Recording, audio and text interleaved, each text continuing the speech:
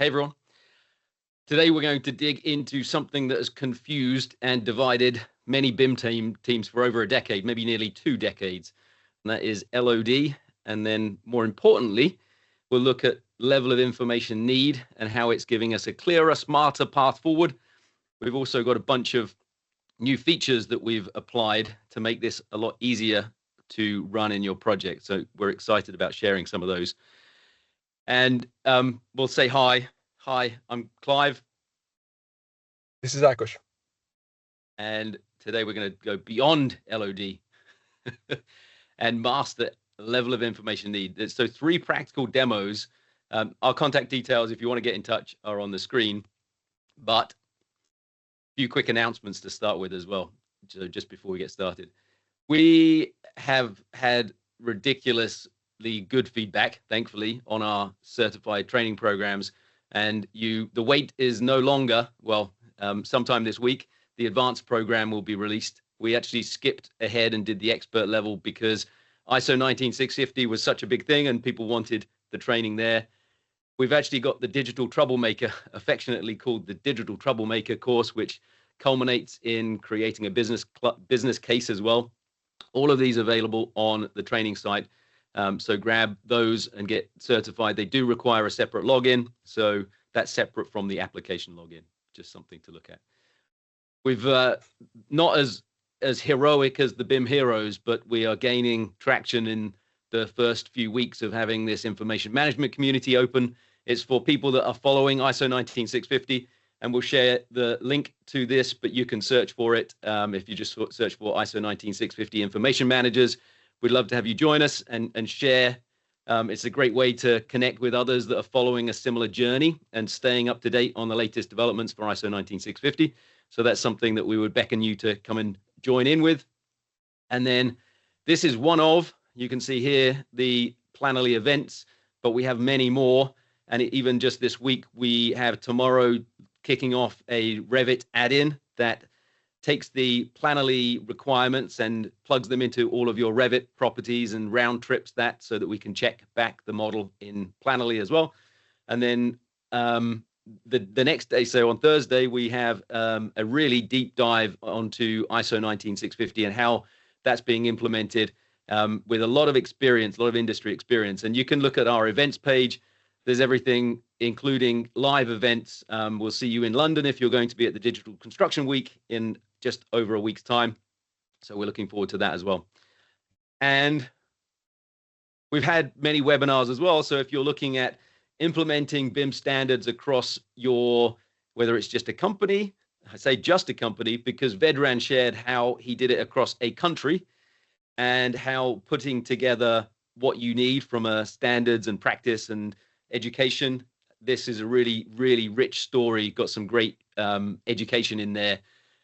And this was also a great story, a case study about how a team had implemented ISO 19650 and actually using Planoly and being able to grow their team by 8 times and also take on other disciplines and really build a lot of capability. And it was because they actually cared about implementing a more efficient workflow rather than just the ISO 19650 certification badge. So they did it without an owner asking for them to do it. And that's a pretty compelling story as well. Both of those are available on our YouTube channel. We will share all of these links as well with you as we jump in, actually at the end sometime. And then our changelog as well, lots and lots of good features there. So if you're looking for what's been updated in the app, we'll share some of those in this session as well. However, today is all about level of information need, and this definition here talks about it being a framework to basically help us define information requirements, how much information. And the purpose is to make sure that we are not delivering too much information. So the wrong information at the wrong time, or even the right information but too early, or are we over or under delivering at certain points in time? And really, this is our guidance towards purpose. So have a purpose for the information that you are creating. That will be a lot to do with what we talk about today. The agenda that we will go through is first of all, we'll have a quick demo about how we create and automatically check information requirements in their most defined form and see how we are creating and managing those. And then we'll look at the brief history of where we actually came from and where we are now when it comes to defining information and some of the challenges that we've fought along the way. And then some resources as well that are really, hopefully going to be really useful for you to fill in the gaps. And then we'll have a demonstration number 2, which will be based on level of information need specifically. And then demonstration number 3 is really taking it a stage further and making it even more relevant to other areas of your business. And we'll hopefully finish with enough time for Q&A as well at the end.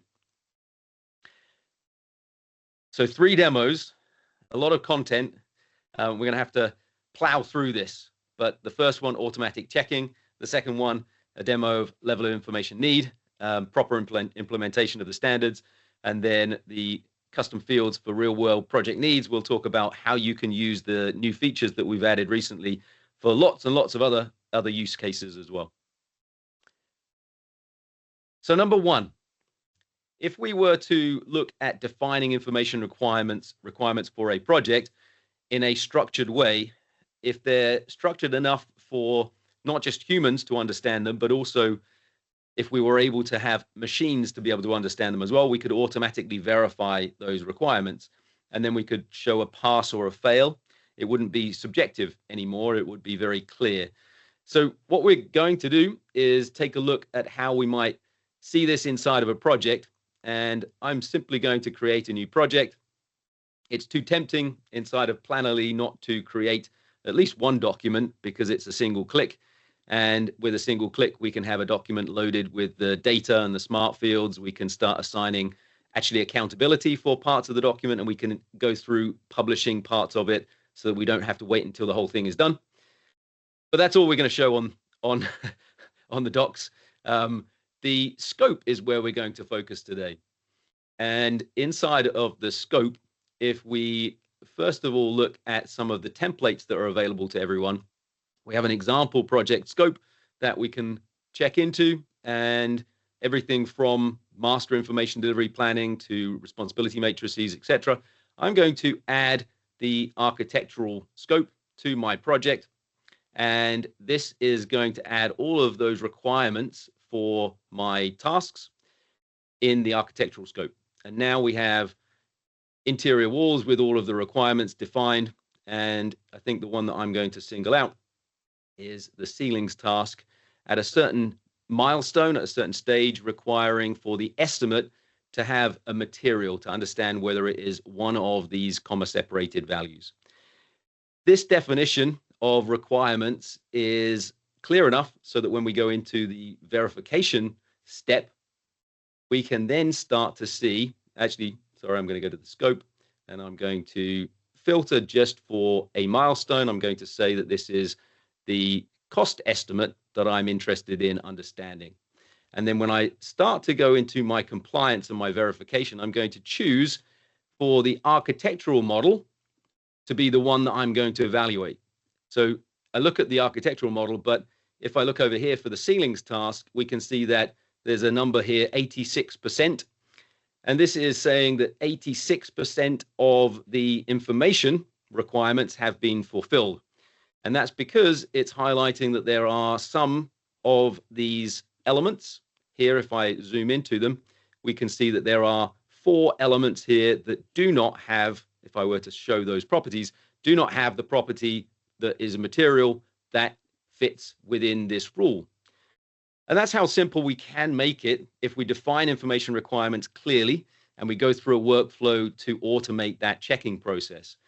And this can be through lots of other tools in lots of different ways by defining information requirements and exporting them in an information delivery specification, and more on that in a little bit. But so we wanted to talk first of all about how, if we were in this perfect world, be able to define information requirements clearly and then automate those steps.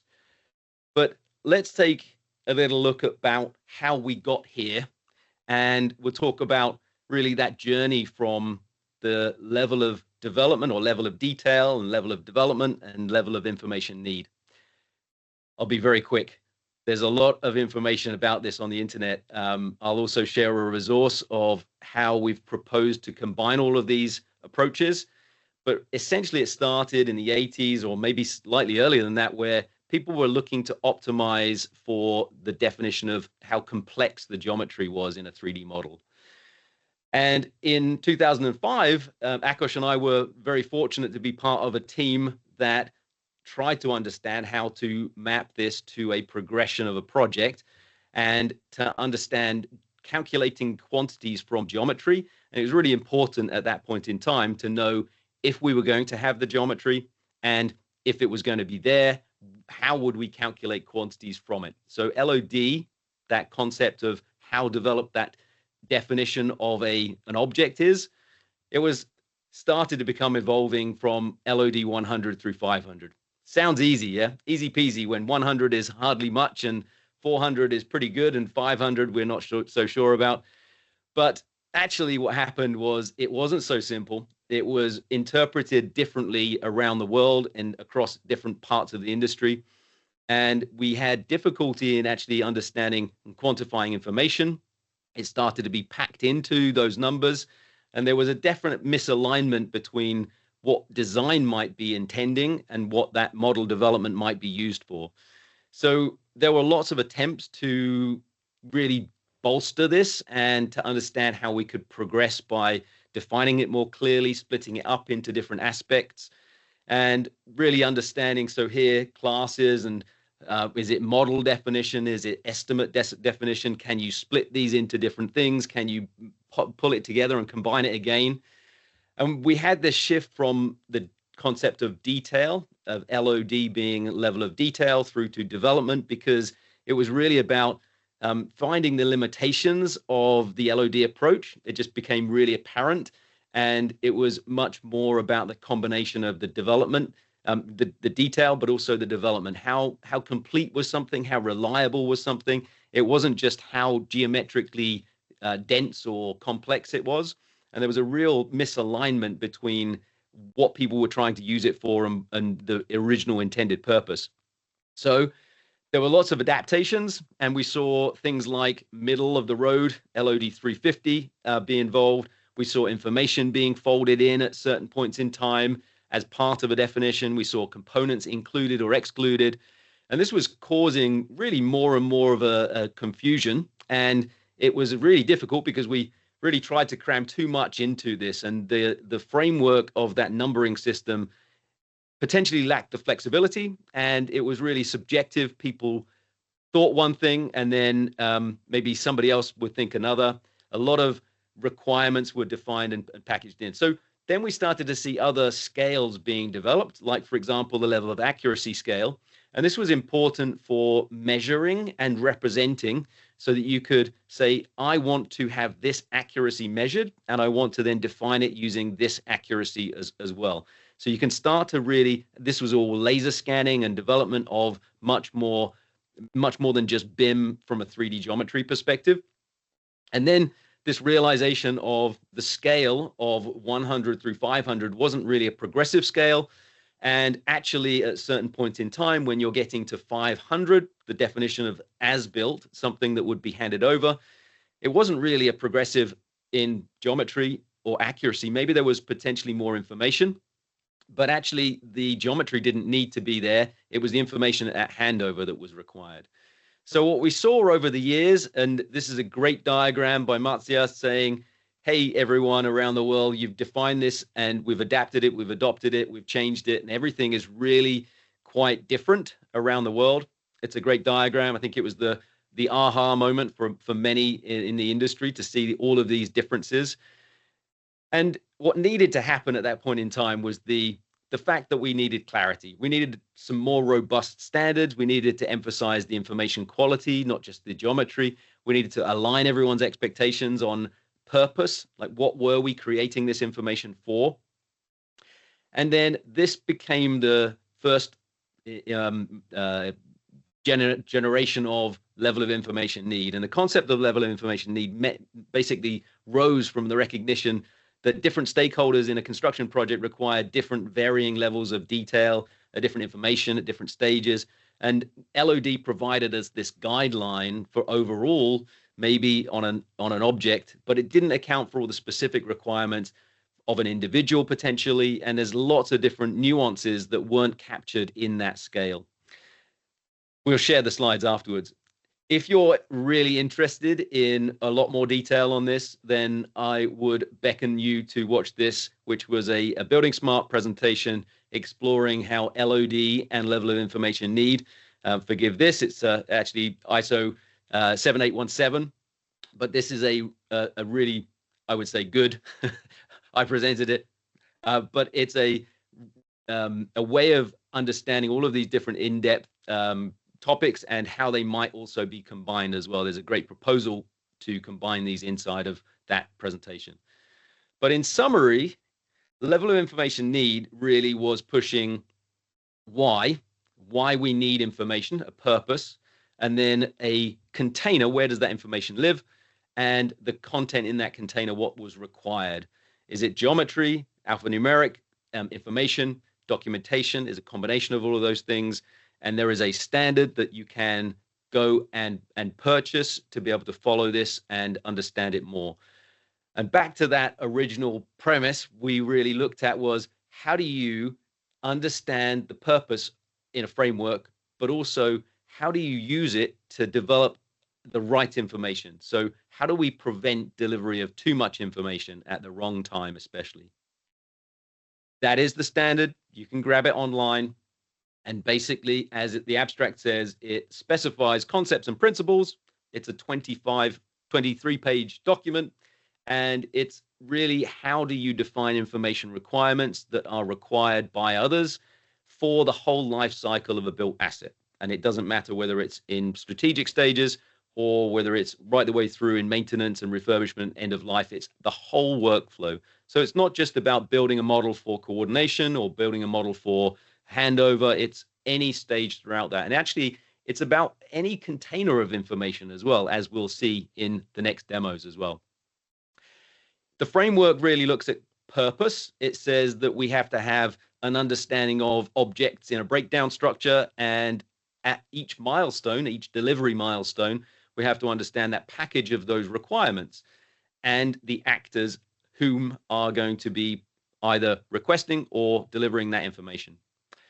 And there's a nice relationship diagram of these, and the way that we would look at that, if we see this level of information need framework, is a set of prerequisites. So we're understanding, why is the information needed? When is it needed? So the milestone. Who is actually required to deliver that? What is the object and what that classification structure looks like? So this is really defining where that container of requirements sits. And then we have the three parts to this, which are the geometry, the information, and the documentation. The geometry is far more well-defined, so based on some historical understanding, but also it's easier to say whether I want something in 2D or 3D.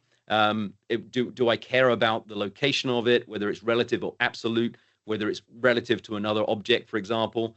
How do I want that to look? Do I want to be able to render it in a photorealistic way? Do I need this to be photorealistic, but maybe it's okay to just be in a preliminary or a proposed location, because it might change later, but it's more about the aesthetics that I'm worried about. So a combination of the geometry definition and the information, really understanding, sure, the identification of that container, but also what the information content might be from a, do I need the fire rating? Do I need it to be one of these values? And maybe I need to have a document that's uploaded that says this is a certificate, or this is a set of calculations, or this is the drawing that is representing this as part of my delivery. So this is how we would define all of those aspects. But how do we look at those in a practical implementation? Well, we look at the purpose. Why is this required as a column to see this is a milestone? MEP coordination or asset handover might be the reasons why we need something. These are the uses or the stages or the phases or the deliverables or the data drops, or all of these different terms that we've used over the years. It's essentially the purpose of the definition of the information, the reason why we're creating it. And then we would have a breakdown, a work breakdown of what scope is required. And in this case, we've got things that are in 3D, but it also would mean also things that maybe could be tasks that are just project-based tasks. Carry out this, get this certificate, go and you need to define these sets of requirements in a clear way so that teams can understand what is required of them. And then we need to define actually how much is required and whether that changes per milestone. So if we're defining for a structural estimate early, we might only need 2D representation for some of these things. And later on, we might understand that we need 3D and we might need more elements, more content, but we also might need some definition of how do we define the coloring for coordination. And at a later stage, we might say for a handover, we might not need some of these elements, but we need end conditions and we need the warranty details. We need to understand how long and what maintenance is required for all of these assets as we hand them over. And then another massively important part of this is the actor, the people or the teams that are responsible and accountable. So we start to say, well, the architect might be responsible early, but it might be the structural engineer that takes it into 3D and for coordination. That change in that handover is incredibly important to be able to define a clear definition of what I would do and then pass it on to somebody else so that they can then carry on their work. So we get a bunch of these different parts that include the breakdown structure and the delivering the purpose and the when it's required and a whole bunch of others. But how would we do this in practice, and what might this look like inside of each one of those cells? Well, here is an example. Here is an example. We might need some conditions of satisfaction, maybe in a checklist to say these things need to be done in order for me to sign this off and status it and say that it's actually done. You might also include videos and instructional content. It could be a training of how to do something so that you know that you're going to get the deliverable in the way that you're looking for. So there's a lot of really clear, lots of different aspects that you can define so that you can really clearly define that as a handover. So let's take a look at demo number 2, which is about defining level of information need and how we would go about doing that. So I'm going to jump back to the scope inside of Planoly, and I'm going to unfilter this. They're my filters. And I'm simply going to say that, let's go to the library, and I'm going to pick a library task. I'm going to go in and say, I think we're going to do that structural system.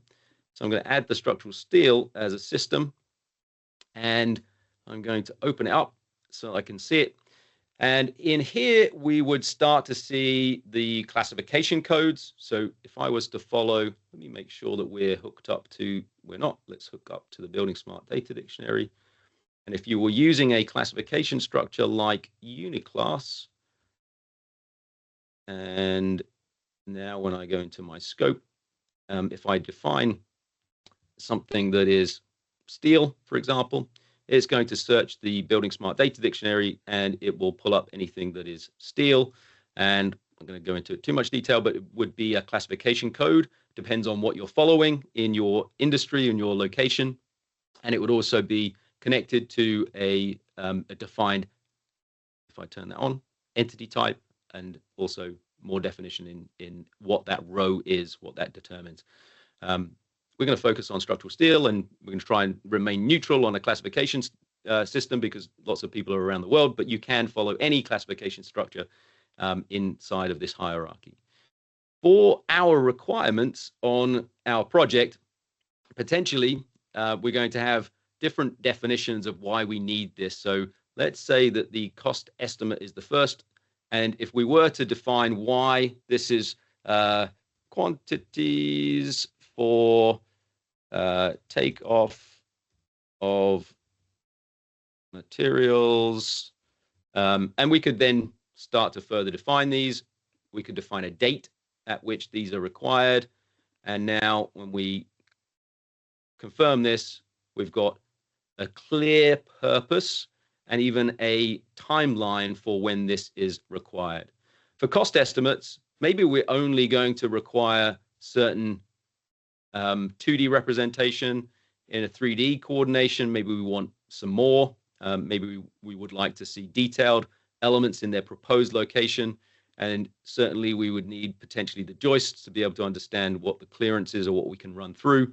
And we start to define these as sets of requirements that follow. If we look back at our purpose, and then we start to define the containers and the content, and we're looking at geometry at the moment. So we've defined so far a pretty much just the LOD part, but there is obviously a lot more that might be required.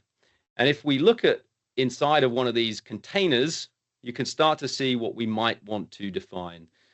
Those that might include the information requirements. So let's start to include a couple of these on these tasks, whether it's load bearing and the material, and maybe we want to see, yeah, obviously that. So this is steel, so probably acoustic rating, etc., doesn't come into it. But we've got 3 properties that we are now requesting. These could be driven from the Building Smart Data Dictionary as well. So you might say there might be some steel properties and the grade of steel, for example. So now we've defined 4 properties that are required from an informational perspective, and they are defined in such a clear way that we can also define rules and start to understand exactly what those properties should be and what those values, and how we're going to check with a verification rule whether they are meeting those requirements or not. As part of this package, we might also need to define some kind of information that is a requirement for a document. And that document, even though we might not have it yet, we might need to define a placeholder. So we're going to add a placeholder, and I'm going to say that it's a PDF, and it's a structural steel certificate that is going to be the responsibility of the contractor. And now I attach this. At the moment, there is just a placeholder. So there's nothing but a requirement for this. And this is really where we start to get into a task information delivery planning, where we start to say, this is a document, a deliverable that's required, and who is responsible for it, but it's just a placeholder at the moment. Lots more that I need to do on here. Maybe I'm going to define that it's overall the accountability of the contractor, and I could even assign it to a team member and start to define dates.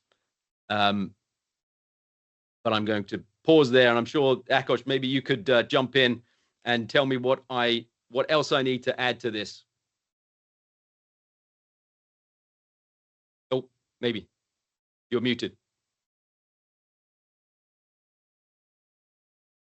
There you go. Can you hear me now? Yeah, I can hear you.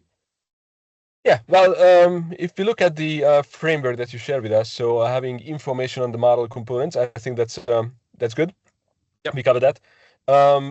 Requesting documentation, that's another point we wanted to maybe touch on. And then I don't know, did you define already whether you want to see a visualization, how it should be visualized, or is it 2D, 3D, 0D representation? Yeah. So if we look back at if I go forward, to this one. There you go. Yeah.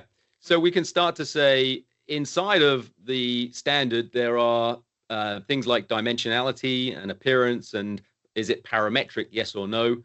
There are certain requirements that you might want to include and certain requirements that you might not want to include.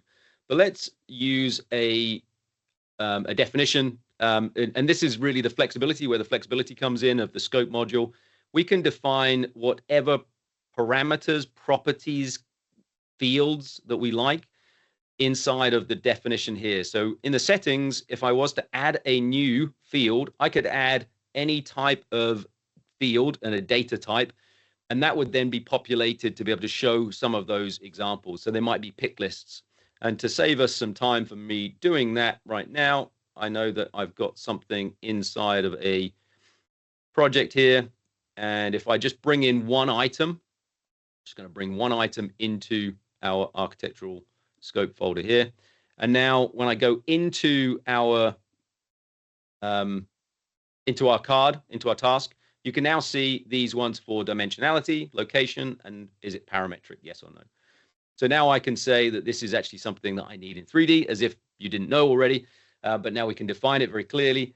We want this to be absolute positioning, and I am not really worried about whether it's parametric, yes or no. So you can start to define even more sets of requirements for each of your sets of tasks and be able to really follow level of information need to the letter. Very, very flexible. We're going to dig into all of these and showing you even more flexibility in those fields in another last demo as well. However, one of the things that's really important is how you go about collecting this information as well. So once we've defined these as what we call placeholders, they turn up actually in File Manager as a version 0. So it's not actually a file there yet. But if I was to have a structural steel certificate, then I could just drag and drop it anywhere. Actually, I could drag and drop it on the card, or I could drag and drop it in here. It shows that it's a new version of this file. We can permission it on the way in.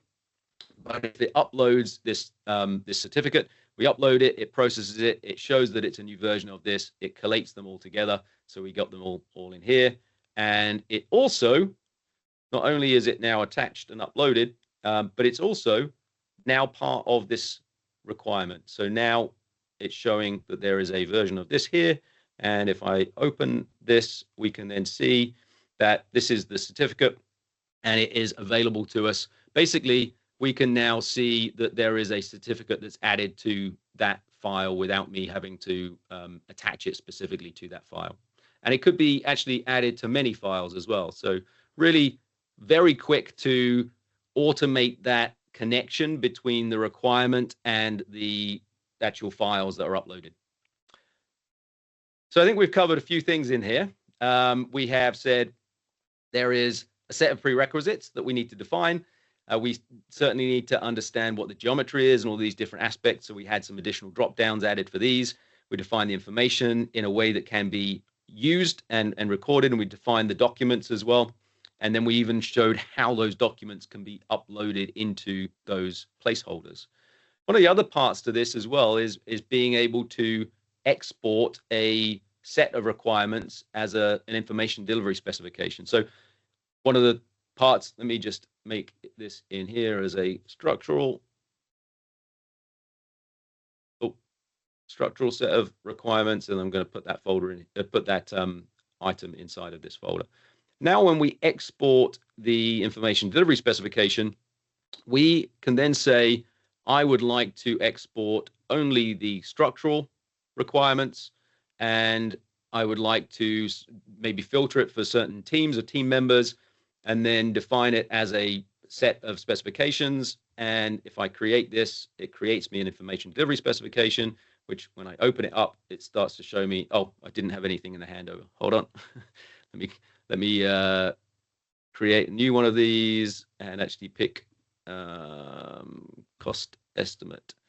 I think I put it in the cost estimate. So now when we create this, it will create a second version, and I can open it up, and now we can see some of these. So these are those requirements that we saw. Previously, it had selected the last milestone, and I didn't have any requirements for that folder in that last milestone. But these are all defined and something that we can use. We could send somebody a link. So we could say, here's a link to this information delivery specification. Go and use it to define your requirements. Go and use it to check your requirements somewhere else if you're not using Planoly to be able to do that. Okay.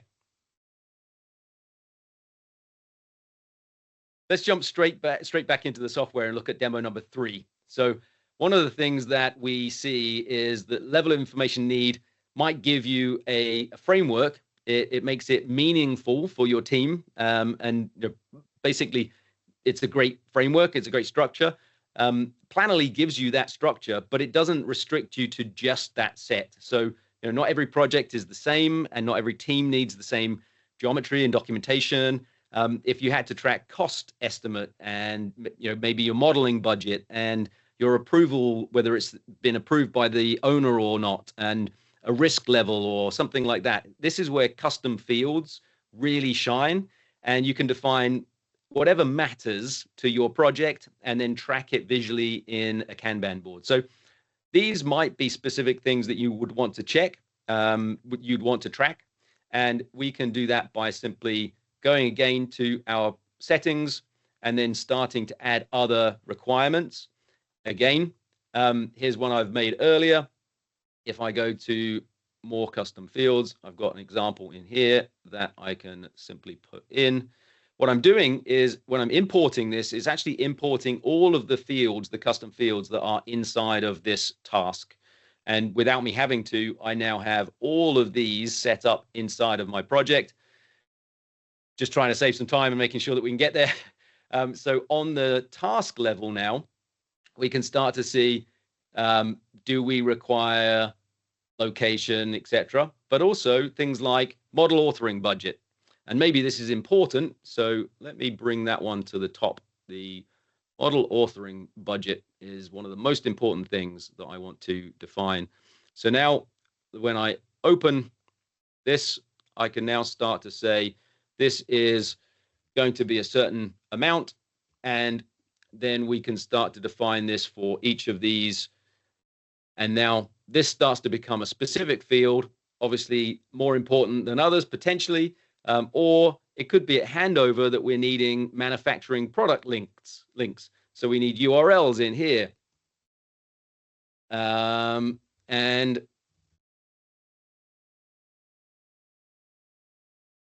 And we might need lead time. So how many weeks is this, or how many months is this? And we can define that as the number of weeks or the number of months, and we could put units in here. Does a client need to approve this? Yes.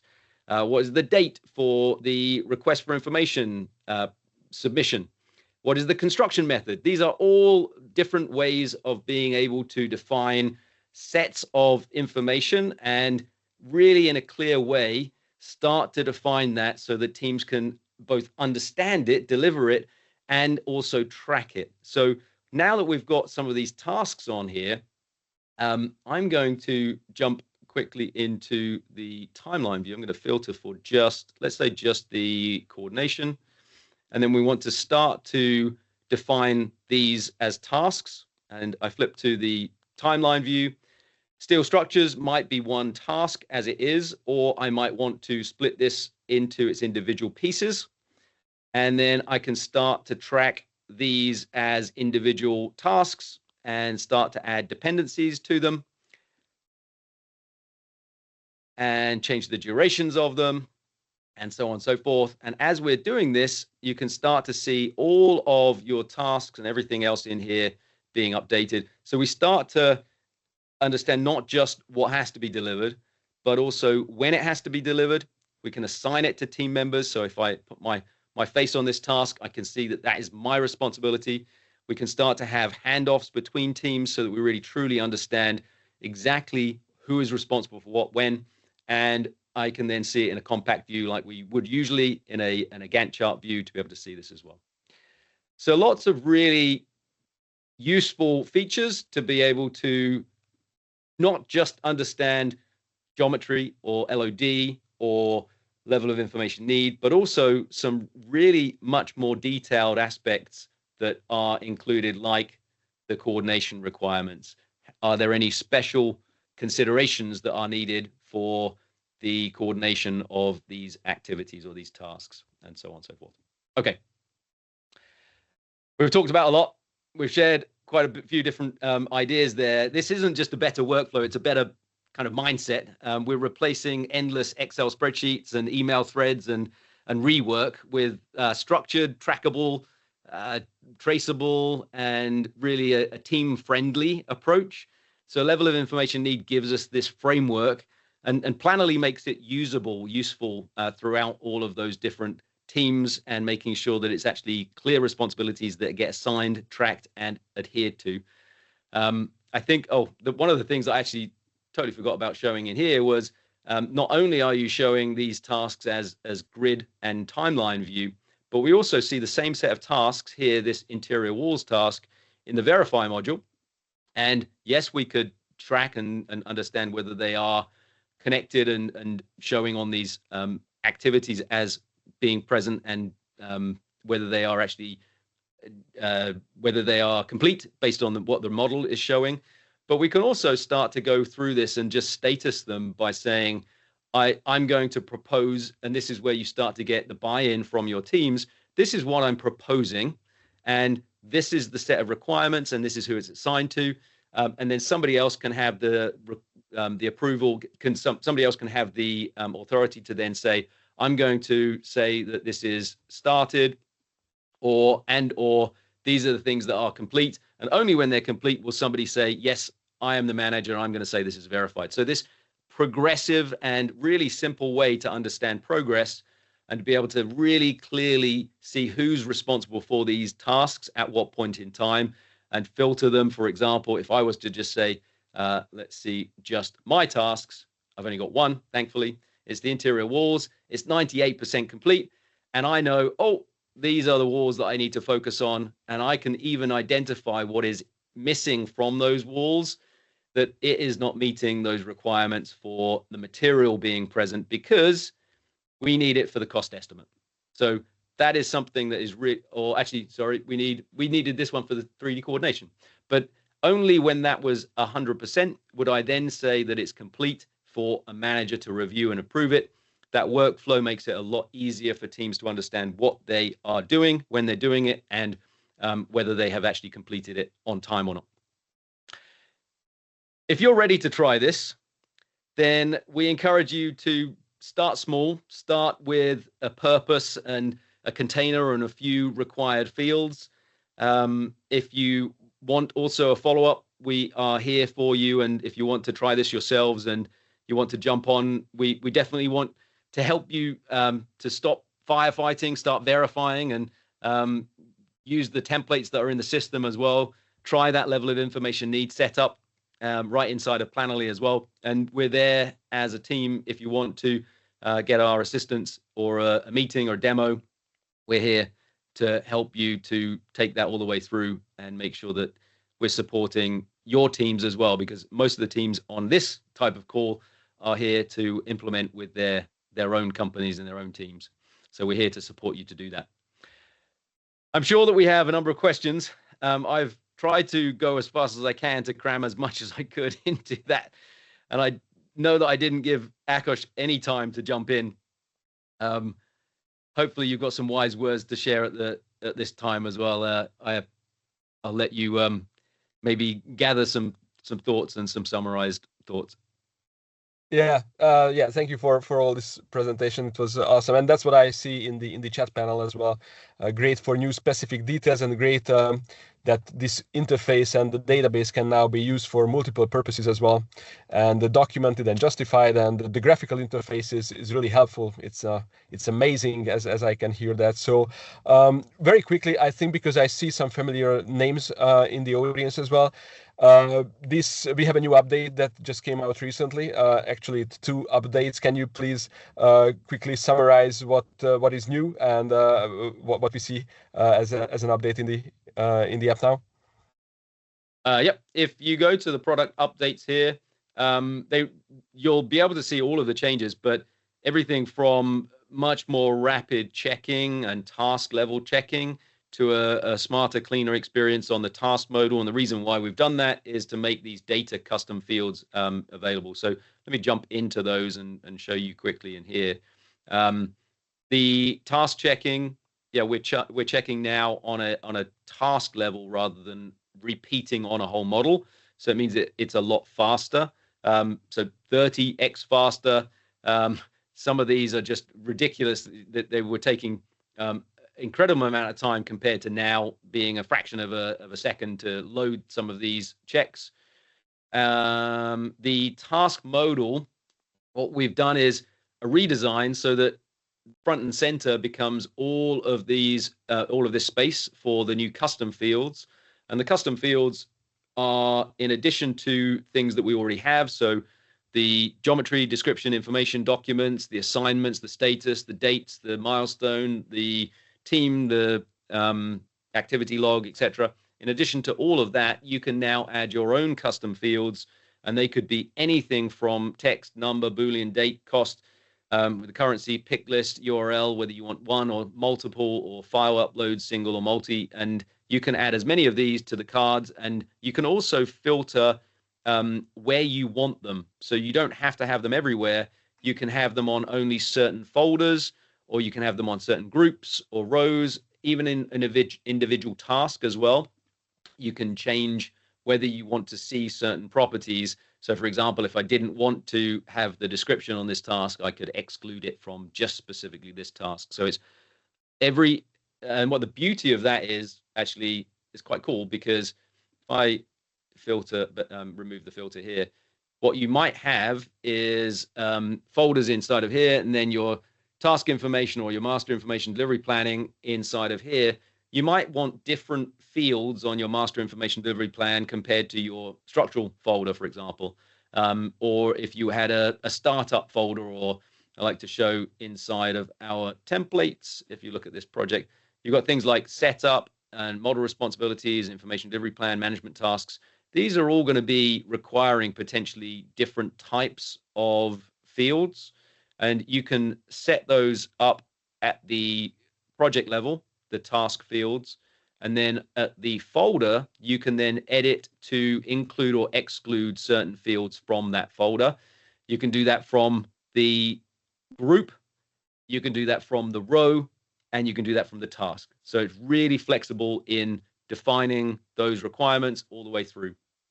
Hopefully that's maybe too much detail, but no, that's really great. And in the meantime, we also heard from Yara that actually we also improved how we are interpreting the IDS, so how we are reading IDS from the different sources.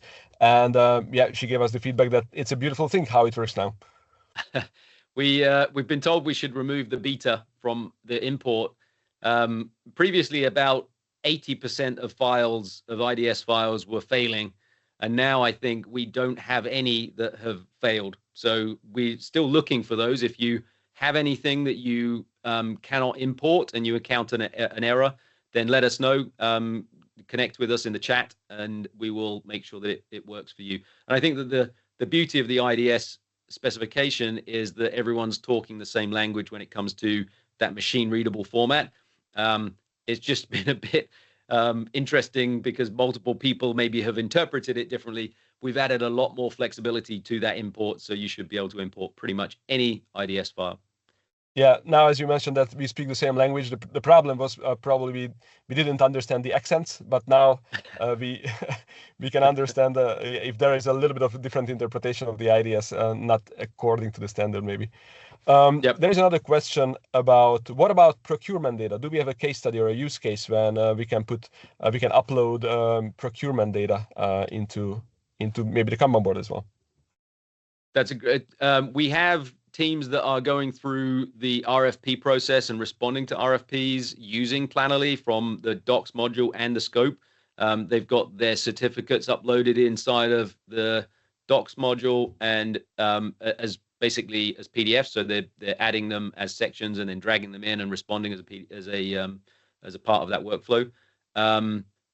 So that part of procurement, I think that you're talking about procurement in defining people's tasks and then contracting for them, for sure. Have we got case studies? I mean, we've got a bunch of case studies. We've got loads more case studies coming out.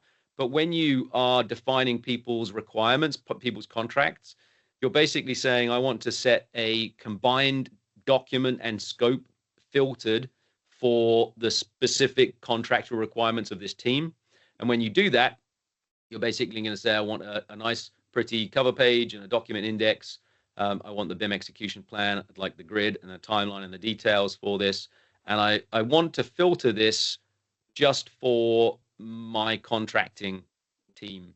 So now I would get a specific export of that, and it would be here would be just the contractor's work, and here would be just the contractor's work with all of those details. So and that's the structural steel certificate that was uploaded, but it would be set as a requirement. So all of that is part of the contracting workflow. You can even get them to sign it as part of that in one flow. So yeah, yep, totally part of the. And then we have, if I was to jump even further into this on the contracting side, we would add a team, and that team would be a prospective team, so they wouldn't actually be part of the project yet. And I'm just going to seem owner's probably the wrong one, but let me just add them anyway. They come up as prospective team, and then you can only add prospective team members into this, and they would have different permissions. They wouldn't be able to see the other teams and the other team members.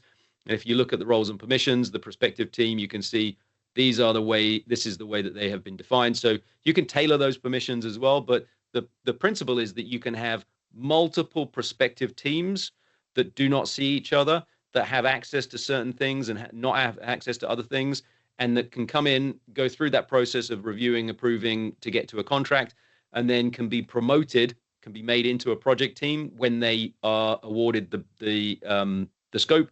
And if they're not, they're just simply deleted from the project. Hopefully that's useful. Awesome. Yep, I'm pretty sure you answered the question. However, if there are other questions or further discussion on this topic, I just pasted in our meeting link. So feel free to schedule a call with us, and we can dig more into these details as well. How can we take lessons learned? That's another question that we just received. It's a great question. We have a concept. There are a few concepts throughout this that we capture lessons learned. And I suppose, let me answer this in the way that we use AI as well. So we don't say Plannerly is an AI tool, but we have AI in specific places that we would use AI. So we would use AI because I don't want to learn how to define regular expressions. And I would use AI to define specific requirements or the ways that we are managing our scope. And I would use AI to correct it because I'm a civil engineer and I make mistakes. So there's a whole bunch of that type of thing. And the reason why I've said that is, and now I'm like, what was the question? The question was related to, I was like, this is going to be a great connection. Lessons learned. Lessons learned. Okay. The reason why I've said that is because we have lessons learned in specific places in the app. One of them is in the versions where if there's some changes, if something's happened and it's linked back, it's always linked back to the source template.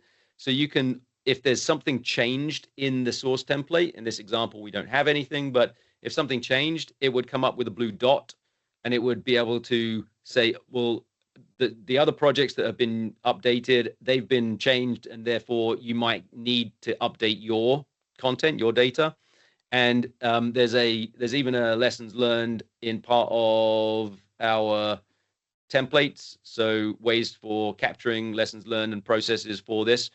And then so there's some processes inside of here. And I think even we've done some webinars and some content on that. So maybe if you want specifically some information on this, then reach out and we can get that to you. And then in the scope, if you're creating a scope that is part of a contract, you would do it inside of scope. But if you added tasks as part of your workflow in the verify module or somewhere else, then they would become unscoped tasks. We haven't done any today, so there's none in here, but this is where you would start to review them at the end of the project and say, we thought that these were all the project tasks, but actually what we found was these were the tasks that came up as we went through. Maybe I can just show you one and see how that works. So if I new stuff that came up, and when that new stuff that came up occurs, then it comes into this unscoped part. And so this is something that then you would review at the end of the project, and you would either, you drag it into your project or make sure that it becomes part of your template in the future. That's how we manage lessons learned. Hopefully that's useful. There's a few other ways as well, but a couple there. Yeah, that's what we hear. Good workaround workflow. I think I have a last one. And if there is anything else, I'm pretty sure we can follow up on that one. Just to clarify, and it's going to be a challenge to you as well, because we heard lots of abbreviations and numbers. So if you can kind of in a simple way tell us what is ISO 9, how it all relates, ISO 19650, 78, 17, IDS and BSDD, and these acronyms were shown or discussed. Can you just give a one-sentence answer on that one. A summary.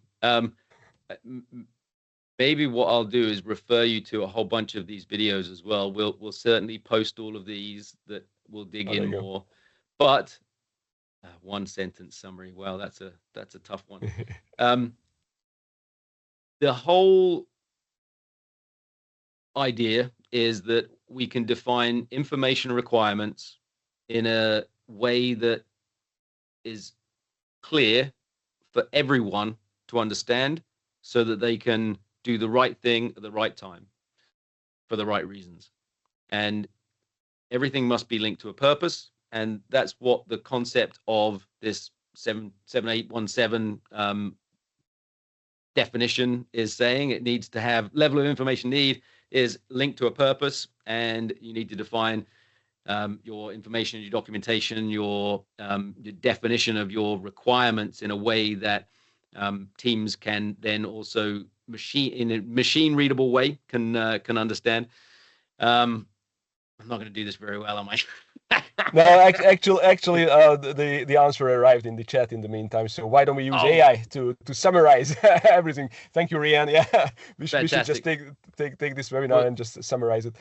We will do that. We'll do that. Yeah, there's so many, and I think that the point that we are trying to get to is this is project management. We'd love to have these webinars and not use any of these abbreviations. I think that would be a great place to be. So let's not talk about level of development or detail or definition or delusion. Let's just talk about what is required and break it down into a manageable set of aspects that people can understand. So that's what we're looking for. I shared a number of links in the chat. Hopefully you can click on them still and open them. And anyway, most of them are starting out from Planoly. So please just look around in the planoly.com domain, and resources and training and events, you will find them, or you will find us on LinkedIn. Drop a message. Sounds great. Thank you, everyone. We really appreciate the feedback as well, because that's how we've added the features that you've seen today and the features that are actually continually coming off of the production line. So yeah, let us know what we can do for you, what will make your lives easier. That's what we would love to hear, because that's what makes us happy, if we can create something that's going to be really useful for you guys. Thank you so much. And yeah, stay in touch and go to that this group as well. We're over 1,000 members, which is fantastic. And it's really the detail of information delivery that we're focused on in there. Thanks, everyone. Thank you. Have a great day. Bye. Thanks all.